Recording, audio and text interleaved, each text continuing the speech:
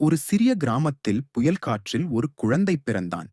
பிறந்த கணமே அவன் கண்களில் ஒரு தீப்பொறி போல தோன்றியது. ஜோதிடர்கள் சொன்னார்கள், இவன் சாதாரணவன் அல்ல. ஒரு நாள் கிராமத்தையும் நாட்டையும் காப்பாற்றப் போகிறான். அவனுக்கு வீரன் என்று பெயர் சூட்டப்பட்டது. சிறுவயதிலிருந்தே வீரன் தைரியமும் கருணையும் கொண்டவன். புலி வந்தால் விரட்டுவான், பாம்பு வந்தால் காப்பாற்றுவான்.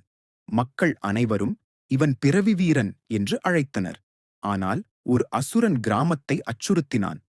ஒவ்வொரு பௌர்ணமியிலும் வந்து விளைச்சலை கொள்ளையடிப்பான். மக்கள் பயந்து வாழ்ந்தனர். வீரன் சத்தியம் செய்தான், என் மக்களை பயமின்றி வாழச் செய்வேன். அவன் ஆயுதக் கலையை கற்றான். வாள், வில், குதிரை, சவாரி அனைத்திலும் தேர்ச்சி பெற்றான்.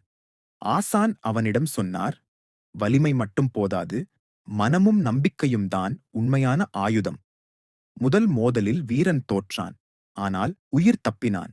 மீண்டும் பலமாக வேண்டும் என்ற உறுதி கொண்டான். காட்டில் ஒரு முனிவரை சந்தித்தான்.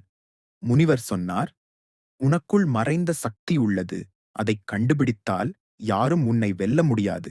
வீரன் தவம் செய்து அக்னி சக்தி பெற்றான். இறுதி யுத்தம் வந்தது. அசுரன் சிரித்தான், நீ என்னை வெல்ல முடியாது.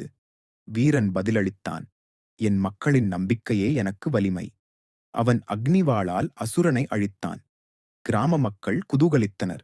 வீரனை தங்கள் காவலராக ஏற்றனர். வீரன் சொன்னான், நான் ஒருவனாக வெல்லவில்லை.